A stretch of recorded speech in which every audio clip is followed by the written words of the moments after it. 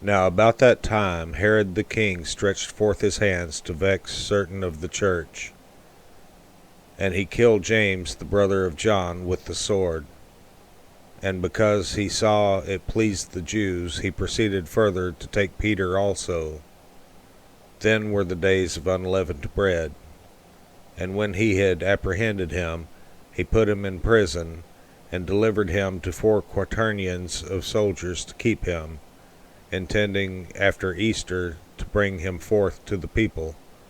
Peter therefore was kept in prison, but prayer was made without ceasing of the church unto God for him. And when Herod would have brought him forth, the same night Peter was sleeping between 2 soldiers, bound with 2 chains, and the keepers before the door kept the prison.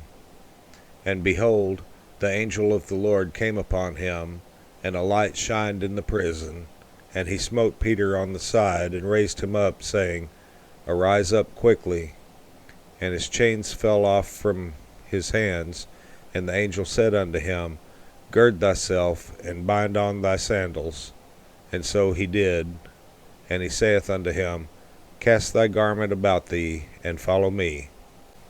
And he went out and followed him, and wist not that it was true which was done by the angel, but thought he saw a vision. When they were past the first and the second ward, they came unto the iron gate that leadeth unto the city, which opened to them of his own accord. And they went out, and passed on through one street, and forthwith the angel departed from him. And when Peter was come to himself, he said, Now I know of a surety that the Lord hath sent his angel, and hath delivered me out of the hand of Herod, and from all the expectation of the people of the Jews.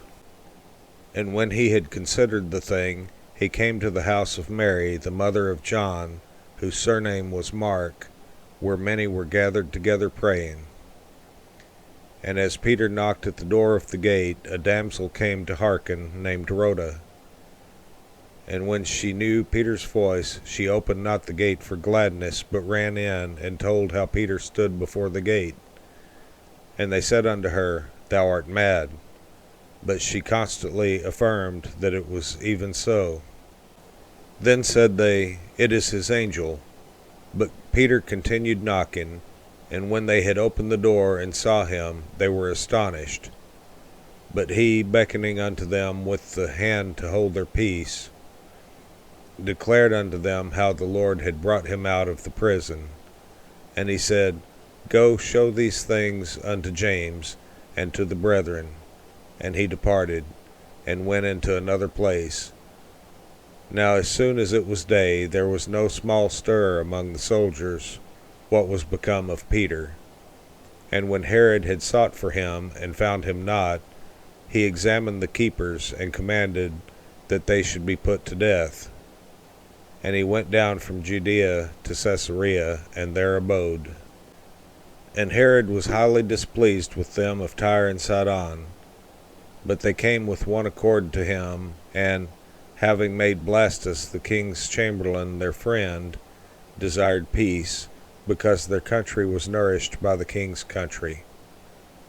And upon a set day Herod, arrayed in royal apparel, sat upon his throne, and made an oration unto them. And the people gave a shout, saying, It is the voice of a God, and not of a man. And immediately the angel of the Lord smote him, because he gave not God the glory, and he was eaten of worms, and gave up the ghost.